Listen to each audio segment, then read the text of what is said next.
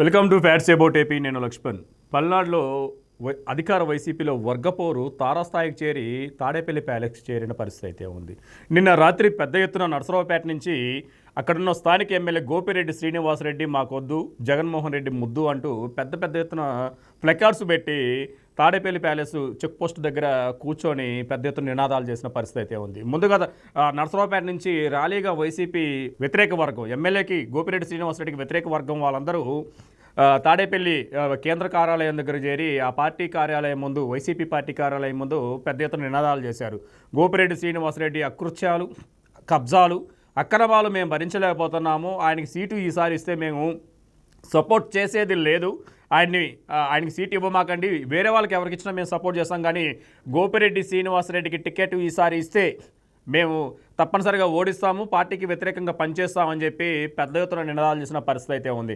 గతంలో కూడా నరసరావుపేట నియోజకవర్గంలోని పండిపాడు గ్రామానికి చెందిన రియాల్టర్ ఆయన కొల్లా సాంబశివరావు గారు, ఆయన కుటుంబ సమేతంగా జగన్మోహన్ రెడ్డి గారిని కలిసి పెట్రోల్ పోసుకొని తగలబెట్టుకుపోయారు. జగన్మోహన్ రెడ్డి గారు వచ్చిన తర్వాత ఎంతో జిల్లాలుగా ఏర్పాటు చేశారు. పల్నాడుకి ఒక జిల్లా ఇచ్చారు. పల్నాడు జిల్లా హెడ్ క్వార్టర్ నరసరావుపేటకి ఇచ్చారు. ఈ క్రమంలో పెద్ద ఎత్తున అభివృద్ధి జరిగిద్దని చెప్పి ఆశించాము. ఈ విధంగా మా భూములే వైసీపీ ఎమ్మెల్యేలు, ఎవరైతే అధికార పార్టీకి సంబంధించిన ఎమ్మెల్యే కన్ను వేయటం, దాన్ని స్వాధీనం చేసుకోవటం, కబ్జా చేయటం గురవుతా అని చెప్పి మేము ఊహించలేదు.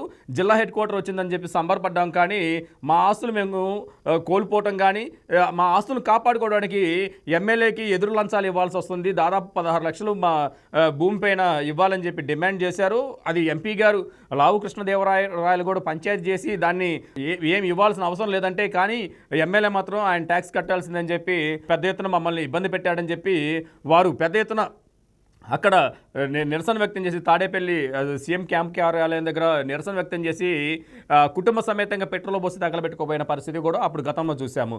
ఇదే కాదు, ఏదైతే అక్కడ నరసరావుపేటలో ఒక నయీంగా గోపిరెడ్డి శ్రీనివాసరెడ్డి మారారు, కబ్జాలకు పాల్పడుతున్న సొంత వాళ్ళు బయట వాళ్ళని చూడకుండా కూడా పెద్ద ఎత్తున కొండల్ని, గుట్టల్ని, అక్కడ ఉన్న భూముల్ని, కమర్షియల్ ల్యాండ్స్ని మొత్తాన్ని ఆక్యుపై చేసుకొని వింటేనేమో ఆక్యుపై చేసుకోవటం, లేదు అంటేనేమో ట్యాక్స్ కట్టించుకోవటం వంటివి చేస్తున్నారని చెప్పి తెలుగుదేశం పార్టీ పెద్ద ఎత్తున నరసరావుపేటలో ఆరోపిస్తున్న పరిస్థితి ఉంది. అరవింద్ బాబు గారు కూడా గతంలో అనేక మార్లు ప్రెస్ మీట్లు పెట్టి మీడియా ముఖంగా గోపిరెడ్డి శ్రీనివాసరెడ్డి యొక్క అవినీతిని ఎండగట్టిన పరిస్థితి అయితే ఉంది.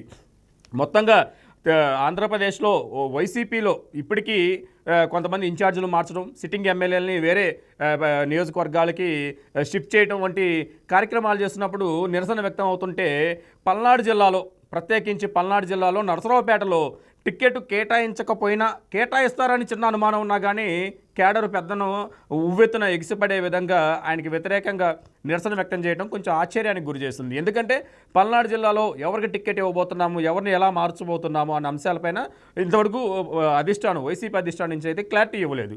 కానీ ఇవ్వబోతున్నారని తెలిసే ఏదైతే గోపిరెడ్డి శ్రీనివాసరెడ్డికి వ్యతిరేక వర్గం ఉందో, ఆయన యొక్క విధానాలను, ఆయన యొక్క ఆలోచనలు, ఆయన యొక్క అవినీతిని ఎండగడుతున్న వేరే వర్గం, వైసీపీలో ఉన్న మరో వర్గం వాళ్ళు ఇట్లా పెద్ద ఎత్తున ఆరోపించడం ఇప్పుడు సోషల్ మీడియాలో పెద్ద ఎత్తున దుమారాన్ని వేస్తున్న పరిస్థితి.